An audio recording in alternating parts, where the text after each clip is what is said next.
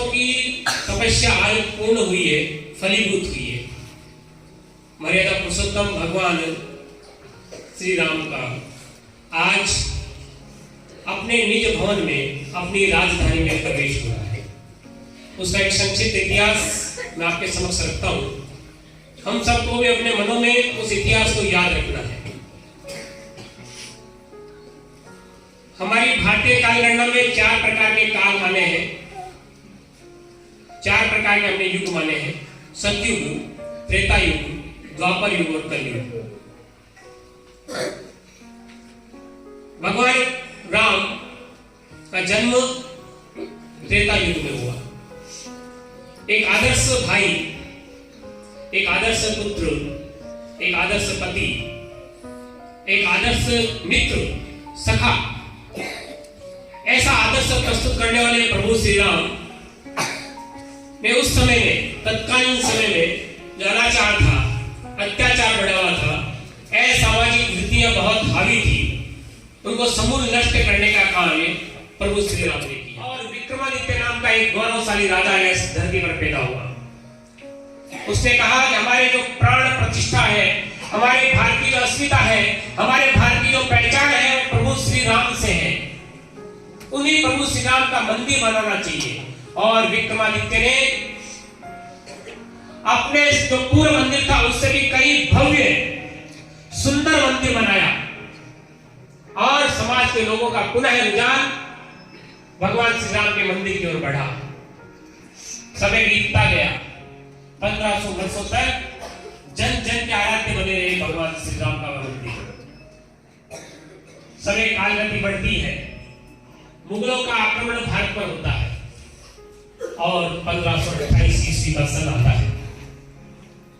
मालूम चला कि संपूर्ण भारत को जोड़ने का कार्य कौन करता है कि एक राम है। वो बहुत कालखंड पहले हुए, लेकिन आज भी लोग उस राम को याद करते हैं और एकता का भाव उनके अंदर है। मुगल आक्रमणकारी बाबर ने कहा कि ऐसी जो दिव्य शक्ति है उसका जो मुख्य स्थान है उस स्थान को तहस नहस कर दो, क्योंकि हम तो वैसे भी मूर्ति की पूजा में विश्वास नहीं करते। तो बाबर का सेनापति मीर बांकी आता है और 1528 ईस्वी में अयोध्या में प्रभु श्री राम का जो मंदिर बना हुआ था उस मंदिर को तोड़ता है। इतना ही नहीं, तोड़ करके उसी मंदिर के अवशेषों से, उन्हीं पत्थरों से एक मस्जिद का निर्माण कर देता है। मुगलों का आतंक था, हिंदू समाज भयभीत था, लेकिन मन में यह संकल्प था कि हमें वापस अपने गौरव को प्राप्त करना है। समय बीतता गया, अंग्रेजों का कालखंड आया और 1852 का समय आया। वहां हिंदुओं ने पूजा प्रार्थना करना शुरू कर दिया। हिंदू और मुसलमानों के बीच में विवाद खड़ा हुआ। तो अंग्रेजों ने कहा इस विवाद को कैसे शांत करें। तो उन्होंने कहा कि जो मस्जिद, कथित मस्जिद नहीं है, वो राम मंदिर का स्थान ही है, उस कथित मस्जिद के अंदर के भाग में अजान पढ़ी जाएगी और उस कथित मस्जिद के बाहर के भाग में पूजा की जाएगी। दोनों को अधिकार दिए, लेकिन यहाँ का समाज शांत नहीं रहा। संघर्ष लगातार चलता रहा। धीरे धीरे स्वर्णिम दिवस भी आया, 15 अगस्त 1947। हमारा देश अंग्रेजों की गुलामी के दास्ता से मुक्त हुआ और उसी कालखंड में भगवान सोमनाथ के मंदिर का पुनर्जीर्णोद्धार होता है, भव्य मंदिर बनता है। तो हिंदू समाज में पुनः चेतना आई कि ऐसा भव्य मंदिर जब सोमनाथ बना तो हमारे प्रभु श्री राम का आराध्य मंदिर भी पुनः बनेगा। एक नवीन साहस पैदा हुआ और हम सबके लिए बहुत आश्चर्य की बात होगी, इसी उत्साह को 22-23 दिसंबर 1949 की रात्रि के समय अचानक से उस कथित मस्जिद के अंदर के भाग में से भगवान राम का विग्रह यानी भगवान राम की मूर्ति प्रकट हुई। प्रातःकाल जब पता चला कि जिस भाग में हम पूजा नहीं करते उस अंदर के भाग में भगवान राम की मूर्ति प्रकट हुई है, जनता दौड़ पड़ी, श्रद्धा से नतमस्तक होगी, जयगान होने लगा, गुणगान होने लगा और भगवान राम का कीर्तन बजने लगा। उस समय की तत्कालीन सरकार भयभीत हो गया और भय के मारे वहां के फैजाबाद के जिला कलेक्टर को आदेश दिया उस सरकार ने कि ताला लगा दो, और हमारे प्रभु राम के उस मंदिर के ऊपर ताला लगा दिया गया देश की आजादी के बाद। हम सबका बड़ा दुर्भाग्य है। लेकिन हिंदू समाज सोया नहीं, उसने कहा एक न एक दिन इस राष्ट्र को भगवान श्री राम की इस प्राण प्रतिष्ठा का दर्शन करवाना ही है। संघर्ष लगातार चलता रहा। 1982 का दिन आया, तत्कालीन सरकार ने मना कर दिया जमीन देने के लिए, लेकिन कोर्ट में केस हुआ और वहां के न्यायाधीश ने कहा ताला खोल दिया जाए। ताला खुल गया, ताला खुल गया, पुनः पूजा प्रारंभ हुई। मुसलमानों ने विरोध किया, लेकिन उनके विरोध को दरकिनार करते हुए हिंदू समाज ने पूजा शुरू कर दी, भगवान श्री राम का कीर्तन शुरू कर दिया। राष्ट्रीय स्वयंसेवक संघ के तत्कालीन सरसंघचालक परम पूज्य देवरस जी ने देखा कि समाज उन्नति के पथ पर बढ़ रहा है, समाज में जागृति आ रही है, तो भगवान राम का मंदिर बनना चाहिए, और उन्होंने ये काम विश्व हिंदू परिषद नामक एक संगठन को दिया कि आपको ये दायित्व संभालना है और अब इस कार्य को समाप्ति की ओर, पूर्णता की ओर ले जाना है। विश्व हिंदू परिषद ने गांव-गांव में शिला पूजन प्रारंभ किया और एक-एक शिला सवा रुपया इकट्ठा करने का कार्य किया। संपूर्ण हिंदू समाज में कश्मीर से कन्याकुमारी तक, अटक से लेकर कटक तक, आ सिंधु हिंदू पर्यंतः उत्तरम यत्र समुद्रस्य हिमाद्रेश चैव दक्षिणम वर्षम तद भारतम नाम भारती यत्र संतति। संपूर्ण भारत में उत्साह की लहर उठ गई। संपूर्ण लोगों ने शिला पूजन किया और अपने घर से सवा रुपया राम मंदिर निर्माण हेतु दिया। करोड़ों रुपए इकट्ठे हो गए और शिलाएं पूजित होकर के गांव-गांव, शहर-शहर से अयोध्या जाने लगी। सरकार घबरा गई और इसी कालखंड में सामाजिक संगठनों में से एक राजनीतिक पार्टी के सदस्यों ने रथ यात्रा भी की। समाज में जागृति का भाव भी पैदा हुआ रथ यात्रा से, और समाज जाग रहा था। 1990 का वर्ष आता है, कार सेवा की घोषणा हुई विश्व हिंदू परिषद के द्वारा कि हमें कार सेवा करनी है, यानी बिना धन के लिए हमें सहयोग करना है, और संपूर्ण भारत से आह्वान किया गया कि कार सेवा करनी है। भारत के कोने-कोने से हिंदू युवक अयोध्या पहुंचने लगे। उस समय की तत्कालीन मुलायम सिंह सरकार थी, उसने 100 किलोमीटर के एरिया में बंद कर दिया पूरा अयोध्या के 100 किलोमीटर में। कोई ट्रेन नहीं आएगी, कोई बस नहीं आएगी, और कहा इस अयोध्या में पक्षी भी पंख नहीं मार सकता। इतनी कड़ी सुरक्षा कर दी, पुलिस खड़ी कर दी, फौज को खड़ा कर दी।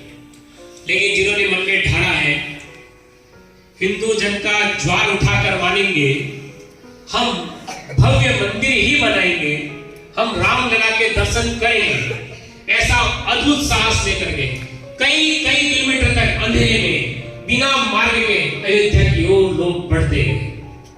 धीरे-धीरे जब निश्चित तिथि आई तो सरकार भौचक्की हो गई।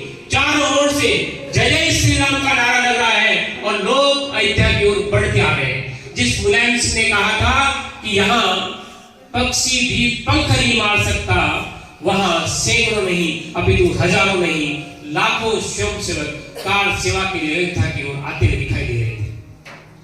बौखला गई सरकार और उन्होंने गोली चलाने का आदेश दे दिया। सरी नदी के पुल को पार कर रहे स्वयंसेवक को गोली चलाने का आदेश हुआ। कई स्वयंसेवक गोली के कारण शहीद हुए। बहुत से स्वयंसेवक फंदर का सरयू में कूद गए थे, कूदने से उनकी मृत्यु हो गई। सब भगवान श्री राम के चरणों में चले गए। लेकिन हिंदू समाज भयभीत नहीं हुआ, डरा नहीं कि आज गोली खा रहे हैं, लेकिन आने वाली पीढ़ी को प्रभु श्री राम का मंदिर हम बनवा करके देंगे। 1992 फिर आह्वान होता है कार सेवा का। 6 दिसंबर 1992 का वह बहुत ही सुखद दिवस आता है। देश के प्रत्येक भाग से, गांव-गांव, ढाणी-ढाणी, शहर-शहर से लोग कार सेवा करते हुए अयोध्या की ओर जा रहे थे। 6 दिसंबर 1992 स्वयं सेवक जय श्री राम, और जो कथित मस्जिद भगवान श्री राम के मंदिर को तोड़ करके बनाई गई थी, उस मस्जिद को 6 दिसंबर 1992 के दिन पूरे के पूरे को ढा दिया गया और समतल कर दिया गया जमीन। इतने स्वयंसेवक मिले जिसके हाथ में कुल्हाड़ी आई, जिसके हाथ में कुछ भी शस्त्र आया हो, कुछ भी, सबने तोड़ने में लग गए।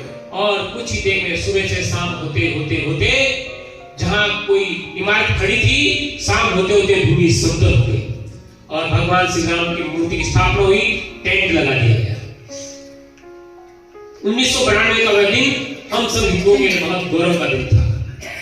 लेकिन जब टेंट लगा तो सबके मन में विचार आया कि यहाँ भव्य मंदिर बनना चाहिए। कोर्ट के अंदर मामला गया। कोर्ट की 3 न्यायाधीशों की पीठ ने फैसला किया कि इस भाग को हम 3 भागों में बांट देते हैं। 33% हिंदुओं को देते हैं राम जन्मभूमि के लिए, 33% मुसलमानों को मस्जिद बनाने के लिए, और 33% निर्मोही अखाड़ा में चलता था जो भोजन करवाने का काम करता था, उस समय लंगर चलता था, उसको दे दिया जाएगा। लेकिन हिंदू समाज ने स्वीकार नहीं किया। भूमि चाहिए, 68 बीघा जमीन चाहिए, हमें पूरी की पूरी चाहिए, हमें विभाजन बिल्कुल भी स्वीकार नहीं है। चलता रहा संघर्ष, धीरे धीरे धीरे संघर्ष बढ़ा, भारत का परिवेश बदला, सत्ताएं बदली और राम के चरणों की सौगंध खाने वाले लोग सत्ता में पहुंचे। 2019 स्वर्णिम वर्ष आता है। 5 न्यायाधीशों की समिति बैठती है। सभी तथ्यों को देखते हुए, सभी साक्ष्यों को देखते हुए अंततः उन्होंने फैसला लिया कि जो ये भूमि है, ये जो पूरा स्थान है, ये प्रभु श्री राम का ही है और संपूर्ण भूमि राम मंदिर को दे दी गई। हाथों हाथ राम मंदिर का ट्रस्ट बना, श्री राम जन्मभूमि तीर्थ क्षेत्र बना और सरकार ने वह पूरी की पूरी जमीन उस तीर्थ क्षेत्र को सुपुर्द कर दी और निर्माण कार्य शुरू हुआ भव्य मंदिर का। अनवरत 2019 से आज 2024 आ गए, मंदिर का निर्माण चलता रहा और आज वह स्वर्णिम दिवस आया है और हम सब उस दिवस के साक्षी हैं। आज 22 जनवरी 2024 ठीक 12:29 और कुछ सेकंड पर प्रभु श्री राम के मंदिर में रामलला की मूर्ति की प्राण प्रतिष्ठा होगी। उसका प्रत्यक्ष दर्शन हम सभी यहाँ अभी करेंगे। प्रभु श्री राम जन जन के आराध्य राम है। प्रभु श्री राम संपूर्ण राष्ट्र के राम है। प्रभु श्री राम का मंदिर राष्ट्र मंदिर है। ऐसे प्रभु श्री राम का दर्शन अभी हम लाइव के माध्यम से देखेंगे, लेकिन अवसर मिलने पर सह परिवार हम अयोध्या प्रभु श्री राम का दर्शन करने के लिए अवश्य जाएं। जब भी हमारी अनुकूलता हो, हम प्रभु श्री राम का अयोध्या में जाकर के साक्षात दर्शन अवश्य करें। जय श्री राम।